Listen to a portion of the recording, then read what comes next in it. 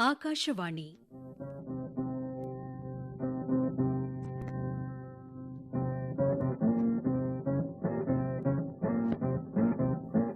ರಸಮಂಜರಿ ಸಂಸ್ಕೃತ ಕಾರ್ಯಕ್ರಮ.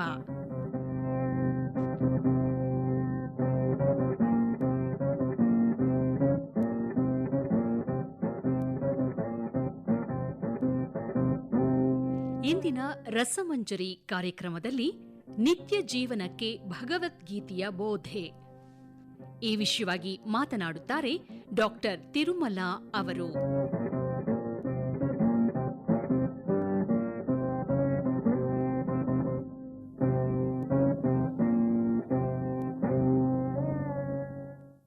ಹರಿ ಓಂ ನಮಸ್ತೆ. ಡಾಕ್ಟರ್ ತಿರುಮಲ. ನಾನು ಬೆಂಗಳೂರಿನ ಸುರಾನ ಮಹಾವಿದ್ಯಾಲಯದಲ್ಲಿ ಸಂಸ್ಕೃತ ವಿಭಾಗದಲ್ಲಿ ಅಧ್ಯಾಪನವನ್ನು ಮಾಡ್ತಾ ಇರುವಂತಹ ನಾನು ಎಲ್ಲ ರಸಮಂಜರಿ ಶ್ರೋತೃಗಳಿಗೂ ಕೂಡ ಹೃತ್ಪೂರ್ವಕ ಸ್ವಾಗತ ಮತ್ತು ಅಭಿನಂದನೆಯನ್ನು ಹೇಳುತ್ತಾ, ಇಂದು ನಿತ್ಯ ಜೀವನದಲ್ಲಿ ಭಗವದ್ಗೀತೆಯ ಬೋಧೆ ಎನ್ನುವ ವಿಚಾರವನ್ನು ನಿಮ್ಮ ಜೊತೆಗೆ ನಾನು ಹಂಚಿಕೊಳ್ತೀನಿ. ಒಂದು ಮಂಗಲ ಶ್ಲೋಕವನ್ನು ಹೇಳುತ್ತಾ ಪ್ರಾರಂಭ ಮಾಡೋಣ. ಮೂಕಂಕರೋತಿ ವಾಚಾಲಂ ಪಂಗುಂ ಲಂಘಯತೆ ಗಿರಿಂ ಯತ್ಕೃಪಾ ತಮಹಂ ವಂದೇ ಪರಮಾನಂದ ಮಾಧವಂ. ಈ ನಮ್ಮ ಭಾರತ ಹಿಮಾಲಯ ಮತ್ತು ಹಿಂದೂ ಮಹಾಸಾಗರಗಳ ಮಧ್ಯದಲ್ಲಿ ಪುಣ್ಯ ಕರ್ಮ ತಪೋಭೂಮಿಯಲ್ಲಿ ವಿರಾಜಿಸ್ತಾ ಇದೆ. ಋಷಿ ಪರಂಪರೆಯನ್ನು ಅನುಸರಿಸ್ತಾ ಇರುವಂತಹ ಭಾರತೀಯ ಸಂತತಿಯು ಸಂಸ್ಕೃತಾದಿ ವಿವಿಧ ಭಾಷೆಗಳನ್ನು ಮಾತನಾಡುವುದರ ಜೊತೆಗೆ ಸುಖವಾಗಿ ಜೀವಿಸ್ತಾ ಇದೆ. ಸಂಪರ್ಕ ಸಾಧನೀಭೂತವಾದಂತಹ ಭಾಷೆಗಳಲ್ಲಿ ಮಧುರವಾದಂತಹ ಗೀರ್ವಾಣ ಭಾರತಿ ಅಂತ ಪ್ರಸಿದ್ಧವಾದದ್ದು ಸಂಸ್ಕೃತ ಭಾಷೆ. ಹೀಗೆ ಪ್ರಾಚೀನವೂ ಆಗಿರುವಂಥದ್ದು ಸಂಸ್ಕೃತ ಭಾಷೆ. ಸಂಸ್ಕೃತ ಮತ್ತು ಸನಾತನ ಪರಂಪರೆಯಿಂದಲೇ ಭಾರತಕ್ಕೆ ಪ್ರತಿಷ್ಠೆ ಬಂದಿರುವಂಥದ್ದು. ಅದನ್ನು ನಾವು ಈ ಉಕ್ತಿಯಲ್ಲಿ ಕಾಣಬಹುದು. ಭಾರತಸ್ಯ ದ್ವೇ ಪ್ರತಿಷ್ಠೆ ಸಂಸ್ಕೃತಂ ಸಂಸ್ಕೃತಿಸ್ತಥಾ ಅಂತ. ಅಗಾಧವಾದಂತಹ ಸಂಸ್ಕೃತ ಸಾಹಿತ್ಯಾತ್ಮಕ ಭಗವದ್ಗೀತೆಯಲ್ಲಿ ಆಧ್ಯಾತ್ಮಿಕ, ಸಾಂಸ್ಕೃತಿಕ, ಬೌದ್ಧಿಕ ವಿಚಾರಗಳು ಎಷ್ಟೋ ಪಾರಂಪರಿಕ ವಿಚಾರಗಳು ನಮಗೆ ಸುಶೋಭಿಸ್ತಾ ಇವೆ. ಪ್ರತಿ ದಿವಸ ನಾವು ಅದನ್ನು ಕೇಳ್ತಾ ಇರ್ತೀವಿ. ಮಾನವನು ಎಷ್ಟೇ ಸಂಪತ್ತಿದ್ದರೂ ಕೂಡ ಅಸಂತುಷ್ಟನಾಗಿ ಮನುಷ್ಯತ್ವ ರಹಿತವಾದಂಥ ಜೀವನವನ್ನು ನಡೆಸ್ತಾ ಇದ್ದಾನೆ. ಕಾಮಕ್ರೋಧ ಲೋಭ ಮೋಹ ಮದ ಮಾತ್ಸರ್ಯ ಎನ್ನುವಂತಹ ಈ 6 ಶತ್ರುಗಳನ್ನು ನಾವು ಗೆಲ್ಲಬೇಕಾಗತ್ತೆ. ಅದನ್ನೇ ಭಗವದ್ಗೀತೆಯಲ್ಲಿ ನಾವು ಕಾಣಬಹುದು. ಕಾಮ ಏಷ ಕ್ರೋಧ ಏಷ ರಜೋಗುಣ ಸಮುದ್ಭವ ಮಹಾಶನೋ ಮಹಾಪಾಪ್ಮ ವಿದ್ಯೇನಂ ಇಹ ವೈರಿಣಂ.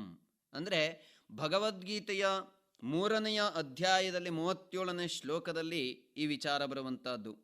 ಸತ್ಯಾಸತ್ಯ, ಜ್ಞಾನ ಅಜ್ಞಾನ, ಧರ್ಮ ಅಧರ್ಮಾದಿ ದ್ವಂದ್ವ ದೂಷಿತವಾದಂತಹ ಈ ಪ್ರಪಂಚದಲ್ಲಿ ಮನುಷ್ಯ ತನ್ನ ಸ್ವಾಭ್ಯುದಯಕ್ಕೆ ಮಾನವನ ಪ್ರಯತ್ನ ಎನ್ನುವಂಥದ್ದು ಪ್ರಕೃತಿ ಸಿದ್ಧವಾಗಿದೆ. ಅದನ್ನೇ ಭಗವದ್ಗೀತೆಯಲ್ಲಿ ನಾವು ಕಾಣಬಹುದು. ನಹಿ ಕಶ್ಚಿತ್ ಕ್ಷಣಮಪಿ ಜಾತುತಿಷ್ಠತ್ಯಕರ್ಮಕೃತ ಕಾರ್ಯತೆ ಹ್ಯವಶಃ ಕರ್ಮ ಸರ್ವ ಪ್ರಕೃತಿ ಜೈರ್ಗುಣೈ ಅಂತ ಇದೇ 3ನೇ ಅಧ್ಯಾಯದ 5ನೇ ಶ್ಲೋಕದಲ್ಲಿ ಬರುವಂಥದ್ದು. ಅಂದರೆ ಅರ್ಥಕಾಮ ಅವಲಂಬಿತವಾದಂತಹ ಲೌಕಿಕ ಸುಖಭೋಗ ಪ್ರಾಪ್ತಿಗಾಗಿ ಮನುಷ್ಯನು ನಾನಾ ಮಾರ್ಗಗಳನ್ನು ಅನುಸರಿಸ್ತಾನೆ. ಈಹಂತೆ ಕಾಮಭೋಗಾರ್ಥಾಯ ನ್ಯಾಯೇನ ಅರ್ಥ ಸಂಚಯಾನ್ ಅಂತ ಗೀತೋಕ್ತಿ. ಅರ್ಥ ಕಾಮ ಸಾಧನೆಗಾಗಿ ಮಾಡುವಂತಹ ಪ್ರವೃತ್ತಿಯೇ ಮನುಷ್ಯನ ಅಭ್ಯುದಯ ಮಾರ್ಗವಾಗಿದ್ದುವಂಥದ್ದು. ಅಭ್ಯುದಯವೇ ಮೋಕ್ಷ ಮಾರ್ಗವೂ ಕೂಡ. ಯಥೋ ಅಭ್ಯುದಯ ನಿಶ್ರೇಯಸ ಸಿದ್ಧಿ ಸ ಧರ್ಮ ಎನ್ನುವಂಥದ್ದು ಶಾಸ್ತ್ರವಚನವಾಗಿದೆ. ಅಭ್ಯುದಯ ಮಾರ್ಗವನ್ನು ಸಾಧಿಸಲೇಬೇಕಾದ ಮೋಕ್ಷ ಮಾರ್ಗವನ್ನು ಉಪದೇಶಿಸುವಂತಹ ಸಾಧನಗಳಲ್ಲಿ ಶ್ರುತಿಪ್ರಾಯವಾಗಿರುವಂಥದ್ದು ಉಪನಿಷತ್ತು. ಆದರೆ ಎಲ್ಲರಿಗೂ ತಲುಪುವಂತಹ ವಿಚಾರವನ್ನು ಕೊಡುವಂಥದ್ದು ಭಗವದ್ಗೀತೆ. ಅದು ಶ್ರೇಷ್ಠವಾಗಿದೆ. ಅಲ್ಲಿ ನಾವು ಸೃಷ್ಟಿ ಕ್ರಮವನ್ನು ಕಾಣಬಹುದು. ಉಪನಿಷತ್ತಿನಲ್ಲಿ ಆಕಾಶಾದ್ವಾಯು ವಾಯೋರಗ್ನಿ ಅಗ್ನೇರಾಪಃ ಅದ್ಭ್ಯಃ ಪೃಥಿವೀ ಪೃಥಿವ್ಯಾ ಓಷಧಯಃ ಓಷಧೀಭ್ಯೋನ್ನಂ ಅಂತ ತೈತ್ತರೀಯ ಶಿಕ್ಷಾವಲಿಯನ್ನು ನಾವು ಬ್ರಹ್ಮಾವಲಿಯಲ್ಲಿ ಕಾಣುವಂಥದ್ದು. ಆಕಾಶದಿಂದ ವಾಯು, ವಾಯುವಿನಿಂದ ಅಗ್ನಿ, ಅಗ್ನಿಯಿಂದ ನೀರು, ನೀರಿನಿಂದ ಭೂಮಿ, ಭೂಮಿಯಿಂದ ವನಸ್ಪತಿಗಳು, ಹಾಗೆ ಅಂತಹ ಸಸ್ಯಗಳಿಂದ ಆಹಾರ, ಅನ್ನದಿಂದ ಜೀವನ ಸಾರ್ಥಕ್ಯ. ಇದೇ ರೀತಿ ಇದರನ್ನು ನಾವು ಭಗವದ್ಗೀತೆಯಲ್ಲಿಯೂ ಕೂಡ ಕಾಣಬಹುದು. ಹೇಗೆ ಅಂತಂದ್ರೆ ವ್ಯಾಸ ಮಹರ್ಷಿಗಳು ಈಗ ಹೇಳ್ತಾರೆ, ಅನ್ನದ್ಭವಂತಿ ಭೂತಾನಿ ಪರ್ಜನ್ಯಾದನ್ನ ಸಂಭವಃ, ಯಜ್ಞಾದ್ಭವತಿ ಪರ್ಜನ್ಯೋ ಯಜ್ಞಃ ಕರ್ಮ ಸಮುದ್ಭವಃ, ಕರ್ಮ ಬ್ರಹ್ಮೋದ್ಭವಂ ವಿದ್ಧಿ ಬ್ರಹ್ಮಾಕ್ಷರ ಸಮುದ್ಭವಂ, ತಸ್ಮಾತ್ ಸರ್ವಗತಂ ಬ್ರಹ್ಮ ನಿತ್ಯಂ ಯಜ್ಞೇ ಪ್ರತಿಷ್ಠಿತಂ. ನಿತ್ಯವೂ ಕೂಡ ನಾವು ಯಜ್ಞ, ತಪಸ್ಸು, ದಾನ ಧರ್ಮಗಳಲ್ಲಿ ನಿರತವಾಗಬೇಕು ಎನ್ನುವುದನ್ನು ನಮಗೆ ಭಗವದ್ಗೀತೆಯು ತಿಳಿಸುವಂತಹದ್ದು. ಪುರುಷ ವಿಚಾರವನ್ನು ನಾವು ಕಾಣಬಹುದು. ದ್ವಾವಿಮೌ ಪುರುಷೌ ಲೋಕೆ ಕ್ಷರಕ್ಷಾಕ್ಷರ ಏವಚ, ಕ್ಷರ ಸರ್ವಾಣಿ ಭೂತಾನಿ ಕೂಟಸ್ಥೋಕ್ಷರ ಉಚ್ಯತೆ, ಉತ್ತಮ ಪುರುಷಸ್ತ್ವನ್ಯಃ ಪರಮಾತ್ಮ ಇತಿ ಉದಾಹೃತಃ, ಯೋ ಲೋಕತ್ರಯಮಾವಿಶ್ಯ ಬಿಭರ್ತಿ ಅವ್ಯಯ ಈಶ್ವರಃ. ಕ್ಷರ ಅಂತಂದರೆ ಪಂಚಭೂತಗಳಿಂದ ಕೂಡಿರುವಂತಹ 6 ಧಾತುಗಳಿಂದ ಯುಕ್ತವಾದಂತಹ ಚಿಕಿತ್ಸಾ ಪುರುಷನು ನಾಶವುಳ್ಳವನು. ಕ್ಷರ ಅಂದರೆ ನಾಶವಾಗುವಂತಹದ್ದು ಅಂತ. ಆದರೆ ಅಕ್ಷರ ಎನ್ನುವಂತಹದ್ದು 24 ಅಂಶ ಸಹಿತ ದೇಹದ ಅಂತ್ಯದಲ್ಲಿ ಶರೀರವನ್ನು ತ್ಯಜಿಸುವವನು. ಹಾಗೆ ಉತ್ತಮ ಎನ್ನುವಂಥದ್ದು 3ನೆಯ ವಿಭಾಗದಲ್ಲಿ ಮೋಹ, ಇಚ್ಛಾ, ದ್ವೇಷಗಳ ನಾಶದಲ್ಲಿ ಏಕಧಾತುವಾಗಿ ಇರುವಂಥವನು. ಹೀಗೆ ಇಂತಹ 3 ಪುರುಷ ವಿಚಾರಗಳನ್ನು ಕೂಡ ನಾವು ಕಾಣಬಹುದು. ಹೀಗೆ ಉತ್ತಮವಾದಂತಹ ಆ ಒಂದು ಪ್ರಾಪ್ತಿಯನ್ನು ನಾವು ಪಡೆಯಬೇಕಾಗುತ್ತೆ. ಅದು ಹೇಗೆ ಸಾಧ್ಯ? ನಿತ್ಯ ಜೀವನದಲ್ಲಿ ನಾವು ಯಮ, ನಿಯಮ, ಆಸನ, ಪ್ರಾಣಾಯಾಮ, ಪ್ರತ್ಯಾಹಾರ, ಧ್ಯಾನ, ಧಾರಣ, ಸಮಾಧಿ ಎನ್ನುವಂಥ ಅಷ್ಟಾಂಗಯುಕ್ತವಾದಂತಹ ಯೋಗ ವಿಚಾರವನ್ನು ಶುಚಿಯಾದ ಸ್ಥಳದಲ್ಲಿ ಸುಸ್ಥಿತಿಯಲ್ಲಿ ಕುಳಿತು ಸ್ಥಿರ ಮನಸ್ಸಿನಿಂದ ನಾಸಿಕಾಗ್ರವನ್ನು ನೋಡುತ್ತಾ ಭಯರಹಿತನಾಗಿ ಪ್ರಸನ್ನಾತ್ಮನಾದ ಯೋಗಿಯು ಭಗವತ್ ಸಾಯುಜ್ಯವನ್ನು ಪಡೆಯುತ್ತಾನೆ. ಅದನ್ನು ನಾವು 6ನೆಯ ಅಧ್ಯಾಯದಲ್ಲಿ ನಾವು ಕಾಣಬಹುದು. ಹೇಗೆ ಅಂತಂದರೆ, ಶುಚೌ ದೇಶೆ ಪ್ರತಿಷ್ಠಾಪ್ಯ ಸ್ಥಿರಮಾಸನಮಾತ್ಮನಃ, ನಾತ್ಯುಚ್ಛ್ರಿತಂ ನಾತಿ ನೀಚಂ ಚೈಲಾಜಿನ ಕುಶೋತ್ತರಂ, ತತ್ರೈಕಾಗ್ರಂ ಮನಃ ಕೃತ್ವಾ ಯತಚಿತ್ತೇಂದ್ರಿಯ ಕ್ರಿಯಃ, ಉಪವಿಶ್ಯಾಸನೆ ಯುಂಜಾದ್ ಯೋಗಮಾತ್ಮ ವಿಶುದ್ಧಯೇ. ಆತ್ಮ ವಿಶುದ್ಧಿಗೋಸ್ಕರ ಈ ರೀತಿಯಾದ ಕ್ರಮಗಳನ್ನು, ಯೋಗ ಕ್ರಮಗಳನ್ನು ನಮಗೆ ತಿಳಿಸಿದ್ದಲ್ಲದೆ, ಸಮಂ ಕಾಯ ಶಿರೋಗ್ರೀವಂ ಧಾರಯನ್ನಚಲಂ ಸ್ಥಿರಃ, ಸಂಪ್ರೇಕ್ಷ್ಯ ನಾಸಿಕಾಗ್ರಂ ಸ್ವಂ ದಿಶಶ್ಚ ಅನವಲೋಕಯನ್, ಪ್ರಶಾಂತಾತ್ಮ ವಿಗತಭೀಃ ಬ್ರಹ್ಮಚಾರಿ ವ್ರತೆ ಸ್ಥಿತಃ, ಮನಃ ಸಂಯಮ್ಯ ಮಚ್ಚಿತ್ತೋ ಯುಕ್ತ ಆಸೀತ ಮತ್ಪರಃ, ಯುಂಜನ್ ಏವಂ ಸದಾ ಆತ್ಮಾನಂ ಯೋಗಿ ನಿಯತಮಾನಸಃ, ಶಾಂತಿಂ ನಿರ್ವಾಣ ಪರಮಾಂ ಮತ್ಸಂಸ್ಥಾಂ ಅಧಿಗಚ್ಚತಿ ಎನ್ನುವ ಮೂಲಕ ಸರ್ವತ್ರ ಸಮನಾಗಿ ವ್ಯವಹರಿಸುವವನು ಯೋಗಿ ಎನ್ನುತ್ತೆ ಗೀತೆ. ಆತ್ಮೌಪಮ್ಯೇನ ಸರ್ವತ್ರ ಸಮಂ ಪಶ್ಯತಿ ಯೋರ್ಜುನ, ಸುಖಂ ವಾ ಯದಿವಾ ದುಃಖಂ ಸಯೋಗಿ ಪರಮೋಮತಃ ಅಂತ 6ನೆಯ ಅಧ್ಯಾಯದಲ್ಲಿ ಯೋಗಿಯ ಗುಣಗಳನ್ನು ಹೇಳ್ತಾರೆ. ಹಾಗೆ ಕಾಮಕ್ರೋಧಗಳನ್ನು ಯಾರು ನಿಯಂತ್ರಿಸ್ತಾನೋ ಅಂಥವನು ಸುಖಿ ಅಂತ ಹೇಳಲ್ಪಡುತ್ತೆ. ಎಷ್ಟು ಸಂಪತ್ತಿದ್ದು ನಾನು ಸುಖವಾಗಿದ್ದೀನಿ ಅಂತ ಎದುರುಗಡೆ ಬಹಿರಂಗವಾಗಿ ನಾವು ಕಾಣುವುದಷ್ಟೇ ಅಲ್ಲದೆ ಆಂತರಿಕವಾಗಿ ಪ್ರಸನ್ನಾತ್ಮನಾಗಿ ಬದುಕಬೇಕು. ಅದು ಹೇಳುತ್ತೆ ಸುಖಿ ಅಂತ. ಅದ್ರ ಭಗವದ್ಗೀತೆಯಲ್ಲಿ ಶಕ್ನೋತಿ ಹೈವ ಯಸ್ಸೋಢುಂ ಪ್ರಾಕ್ಷರೀರ ವಿಮೋಕ್ಷಣಾತ್ ಕಾಮಕ್ರೋಧೋದ್ಭವಂ ವೇಗಂ ಸಯುಕ್ತಃ ಸ ಸುಖೀ ನರಃ. ಅಂದರೆ ಕಾಮಕ್ರೋಧಗಳಿಂದ ಉಂಟಾಗಿರುವಂತಹ ಮನಸ್ಸಿನ ಅಚಂಚಲತೆಯನ್ನು ಯಾರು ತನ್ನ ಹಿಡಿತದಲ್ಲಿ ಇರಿಸ್ಕೊಳ್ತಾನಲ್ಲ ಅಂಥವನು ಸುಖಿ ಆಗುತ್ತಾನೆ. ಅಂದರೆ ಪ್ರಸನ್ನ ಆತ್ಮನಾಗಿ ಬದುಕಬೇಕು. ಶರೀರ, ಇಂದ್ರಿಯ, ವಾಂಗ್, ಮನಸಾತ್ಮಕ ಚತುಷ್ಟಯ ಸ್ತಂಭಯುಕ್ತವಾದಂತಹ ಜೀವಗ್ರಹಕ್ಕೆ 3 ಉಪಸ್ತಂಭಗಳಿವೆ. ಅದನ್ನು ಹೇಳುತ್ತೆ ಆಹಾರ, ನಿದ್ರಾ, ಬ್ರಹ್ಮಚರ್ಯ. ಈ ರೀತಿಯಾಗಿ ಯುಕ್ತವಾದಂತಹ ಆಹಾರ, ಕಾರ್ಯ, ಸಂಕಲ್ಪವುಳ್ಳವನ ಜೀವನ ದುಃಖರಹಿತವಾಗಿರುತ್ತೆ. ನಾತ್ಯಶ್ನತಸ್ತು ಯೋಗೋಸ್ತಿ ನ ಚೈಕಾಂತಂ ಅನಶ್ನತಃ ನಚಾತಿ ಸ್ವಪ್ನಶೀಲಸ್ಯ ಜಾಗ್ರತೋ ನೈವ ಚಾರ್ಜುನ. ಅಂದರೆ ಅತಿಯಾಗಿ ತಿನ್ನುವಂಥವನು, ಭೋಗಿಸುವವನು ಯೋಗ್ಯ ಆಗಲ್ಲ. ಹಾಗೆ ಏಕಾಂತಂ ಅನಶ್ನತಃ, ಒಬ್ಬನೇ ತಿನ್ನಬಾರದು ಅಂತ ಹೇಳ್ತಾರೆ. ಮತ್ತೆ ಸ್ವಪ್ನವನ್ನು ಕಾಣಬೇಕು ಜೀವನದಲ್ಲಿ. ಅತಿ ಎನ್ನುವುದು ಪ್ರತಿಯೊಂದು ವಿಷಯದಲ್ಲಿಯೂ ಕೂಡ ವರ್ಜ್ಯವೇ. ಅತ್ಯಂತವಾದಂತಹ ಸಂಕಲ್ಪವನ್ನು, ಅಂದರೆ ಈಡೇರದ ಸಂಕಲ್ಪಗಳನ್ನು ನಾವು ಇಟ್ಕೋಬಾರದು ಅಂತ. ಅಷ್ಟೇ ಅಲ್ಲದೆ ಯುಕ್ತಾಹಾರ ವಿಹಾರಸ್ಯ ಯುಕ್ತಚೇಷ್ಟಸ್ಯ ಕರ್ಮಸು ಯುಕ್ತ ಸ್ವಪ್ನಾವಬೋಧಸ್ಯ ಯೋಗೋ ಭವತಿ ದುಃಖ. ಅಂದರೆ ನಮ್ಮ ಆಹಾರ ವಿಹಾರಗಳು ಯುಕ್ತವಾಗಿರಬೇಕು. ಅದರಿಂದ ನನಗೂ ಒಳ್ಳೆಯದಾಗಬೇಕು, ಪರರಿಗೂ ಸುಖವನ್ನು ಈಯಬೇಕು. ಹಾಗೆ ನಾನು ಕಾಣುವಂತಹ ಸ್ವಪ್ನ ಸಂಕಲ್ಪ ಎನ್ನುವಂಥದ್ದು ಕೂಡ ಹಾಗೆಯೇ ಇರಬೇಕು. ಅಷ್ಟೇ ಅಲ್ಲದೆ ಜಾಗೃತವಾಗಿರಬೇಕು ನಾವು, ಸ್ವಪ್ನ ಕಾಣದಷ್ಟೇ ಅಲ್ಲದೆ. ಆಗ ಆ ಯೋಗ ಎನ್ನುವಂಥದ್ದು ನಮ್ಮ ದುಃಖಗಳನ್ನೆಲ್ಲ ನಾಶ ಮಾಡುತ್ತೆ. ತ್ರಿವಿಧ ಆಹಾರ ಪದ್ಧತಿಯನ್ನು ಕೂಡ ಇಲ್ಲಿ ಹೇಳುತ್ತಾರೆ. ಸಾತ್ವಿಕ, ರಾಜಸಿಕ, ತಾಮಸಿಕ ಎನ್ನುವಲ್ಲಿ ಸಾತ್ವಿಕ ಆಹಾರವು ಯುಕ್ತವಾಗಿರುತ್ತೆ. ಯಾವುದು ಹಾಗಾದರೆ ಅದು? ಈ ಆಹಾರದ ವಿಚಾರಗಳನ್ನು ನಾವು ಭಗವದ್ಗೀತೆಯಲ್ಲಿ 17ನೇ ಅಧ್ಯಾಯದಲ್ಲಿ ನೋಡುವುದಾದರೆ, ಆಯುಸ್ಸತ್ವ ಬಲಾರೋಗ್ಯ ಸುಖ ಪ್ರೀತಿ ವಿವರ್ಧನಾ ರಸ್ಯಾ ಸ್ನಿಗ್ಧ ಸ್ಥಿರಾ ಹೃದಯ ಆಹಾರ ಸಾತ್ವಿಕ ಪ್ರಿಯಾ. ಅಂದರೆ ಯಾವುದು ನಮಗೆ ನಮ್ಮ ಆಯಸ್ಸನ್ನು ಹೆಚ್ಚು ಮಾಡುತ್ತೆ, ಸತ್ವವನ್ನು ಯಾವುದು ಉಂಟು ಮಾಡುತ್ತೆ, ಬಲ ಮತ್ತು ಆರೋಗ್ಯವನ್ನು ಕೊಡುವಂಥದ್ದು, ಮತ್ತು ಸುಖ.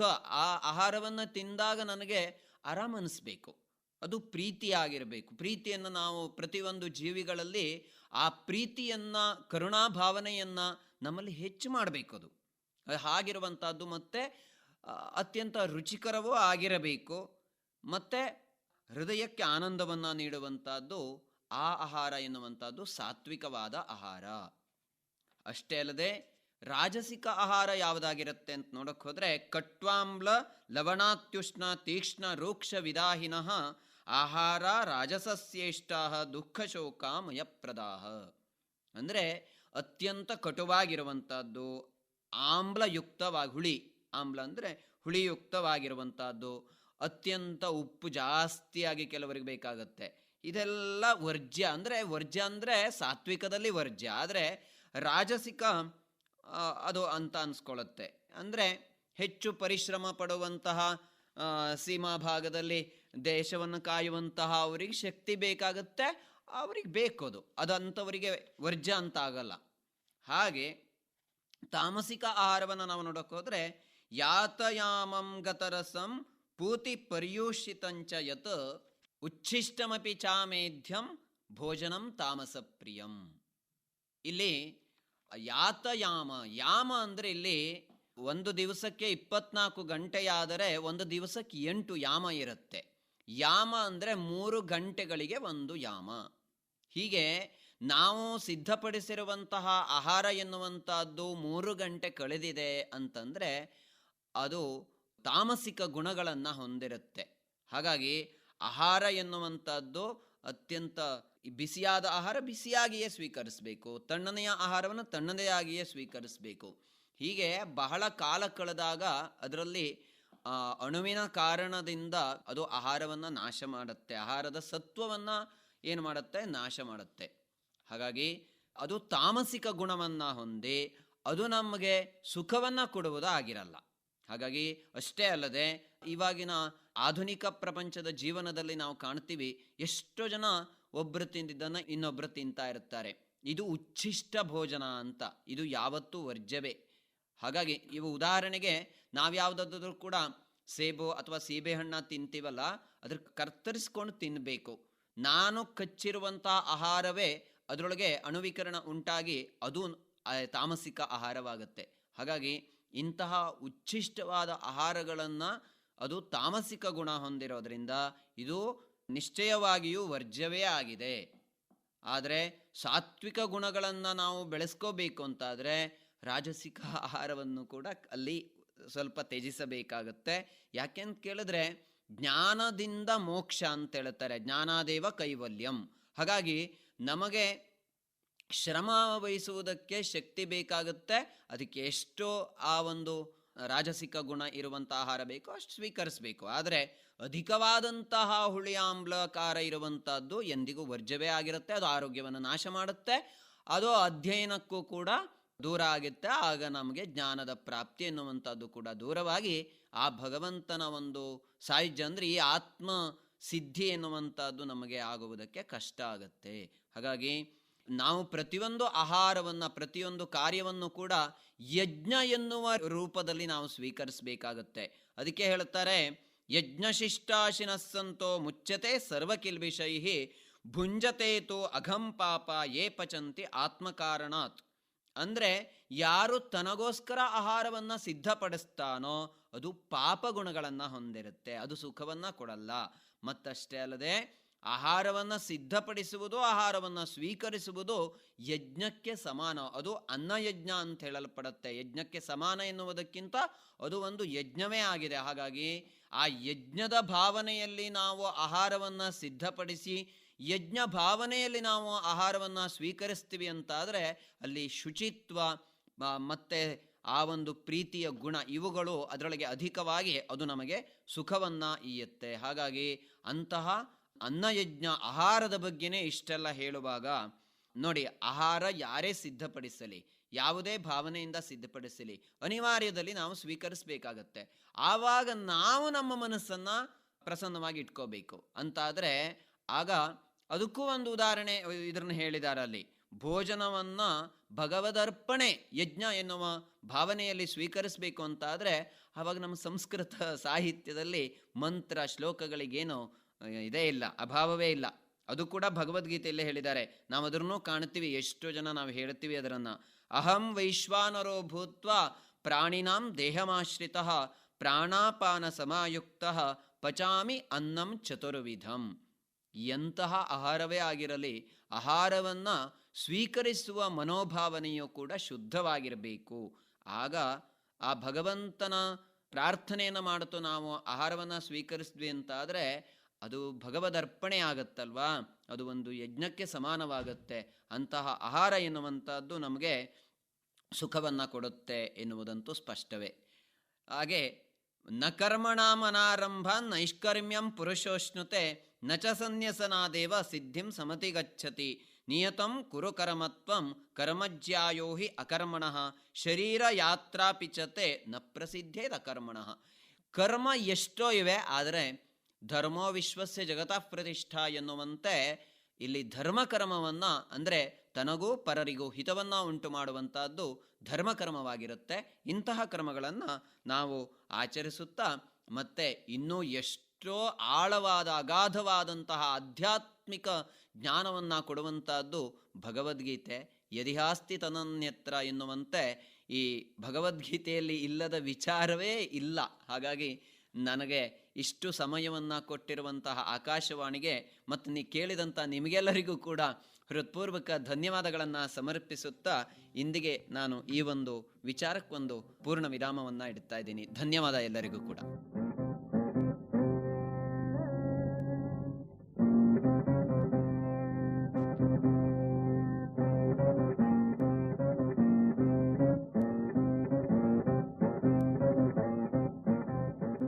ನಿತ್ಯ ಜೀವನಕ್ಕೆ ಭಗವದ್ಗೀತೆಯ ಬೋಧೆ, ಈ ವಿಷಯವಾಗಿ ಇದುವರೆಗೂ ಮಾತನಾಡಿದವರು ಡಾಕ್ಟರ್ ತಿರುಮಲ. ರಸಮಂಜರಿ ಸಂಸ್ಕೃತ ಕಾರ್ಯಕ್ರಮ ಇಲ್ಲಿಗೆ ಮುಕ್ತಾಯವಾಯಿತು. ಕಾರ್ಯಕ್ರಮ ನಿರ್ಮಾಣ ಸಿ ನಾಗರತ್ನ.